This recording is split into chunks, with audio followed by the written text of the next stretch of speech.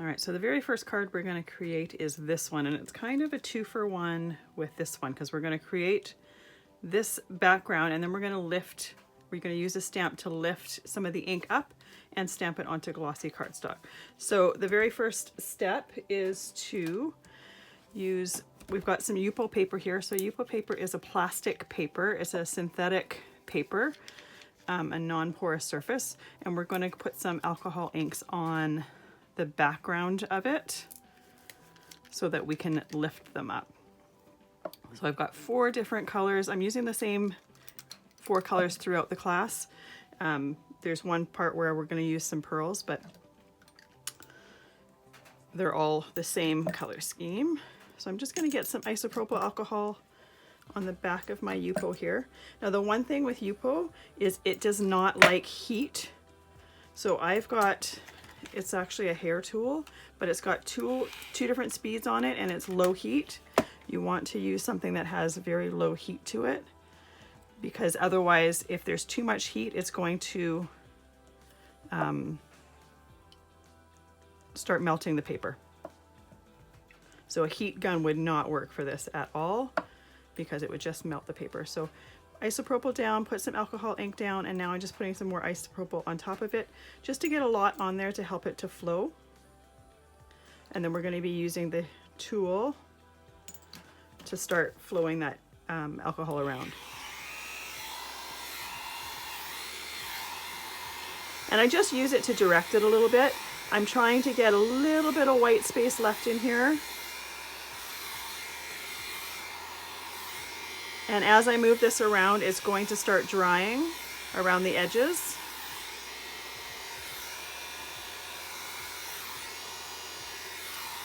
But if there's an area that's getting too dark that you want, say here or whatever, you just use your heat tool to move that ink around a little bit.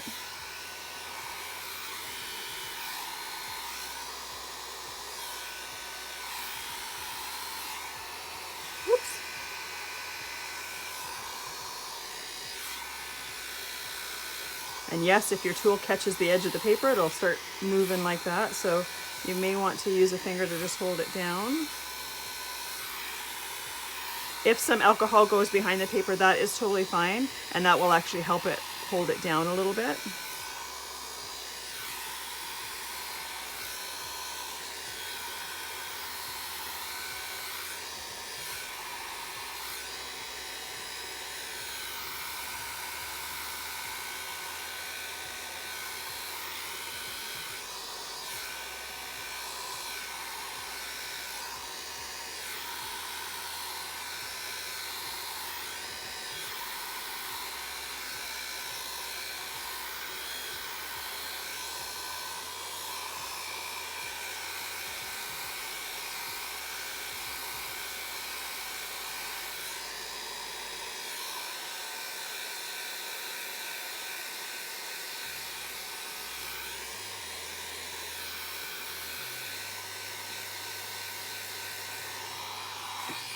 So it's still wet. The inks aren't flowing quite as much, but it is still wet. So I'm going to put a second layer on here. Now you could, if you liked the way the first layer ended up, you could absolutely leave it with that and use that. I just want to make sure that I have a really good amount of ink in order to lift up for the next part. And I also like the texture that you get when you add different layers. So I just put the inks down and now I'm putting some isopropyl on top of them to get them flowing a little bit more. And you can see I put them in rainbow order on the page, and that's mainly so that I don't get mud. If I put pink next to the green, it's going to turn brown where those inks blend. So I'm trying to avoid getting matte. And it does take a bit, if you're new to alcohol inks, it does take a bit to learn how they move and how they flow, what you can do and what you can't do. And then once you learn that, you kind of start trying to break those rules or trying to see what happens if you do different things, which is part of the fun of it. So I didn't have quite as much isopropyl with this layer as I did with the first. So it's not going all the way to the edge, it's creating different edges.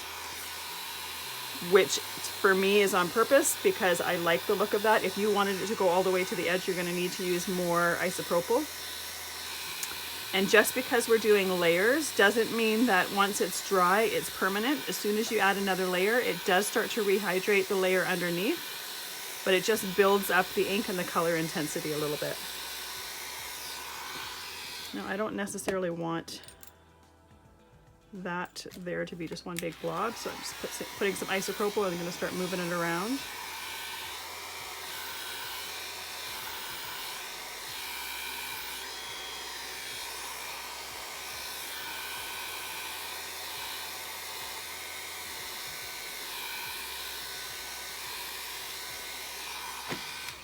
And then I'm going to do one more layer and we're going to leave it at that. You'll notice I'm not using a ton of the pink, and the pink is really quite strong. It has a really almost a neon pink kind of vibe to it, which I like once it's diluted a little bit, but I'm not trying to, I'm deliberately trying to not get a large portion of that. And now a little bit of the green. And I just put my isopropyl in these little medicine drop bottles. They'll be linked on the supply list. I like them because then you can have a little bit of control. If you have a big bottle, it's a little bit harder to control when you pour it out. And even if you use a pipette, I just find this is much easier. Oops.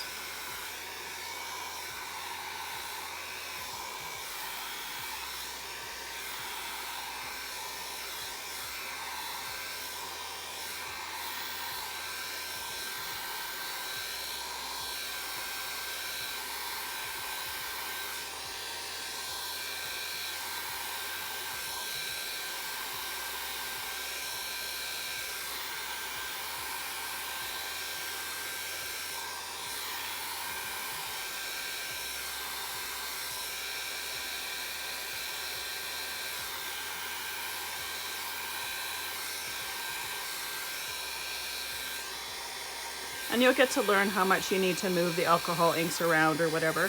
I keep going up here to kind of break up a big purple patch, but there will get to be a point where the ink stops flowing and we just need to let it completely dry.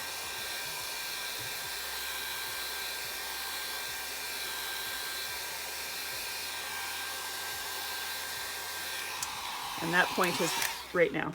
So the inks, I'm just gonna let them completely dry. I'm happy with how this has turned out. Now what I was going for when I was doing it is I know that I've got the big butterfly at the top and I know that I've got my sentiment here, and I want to make sure that this is completely covered with color, and I want to make sure I have a decent amount of color here as well so that I have that ink to pick up. If any of that is white space, there's no ink to pick up. So I'm going to let this completely dry. I could use my heat tool to speed it up a little bit, but I might as well just let it dry on its own while I get ready for the next video, and we'll show you how to lift that ink.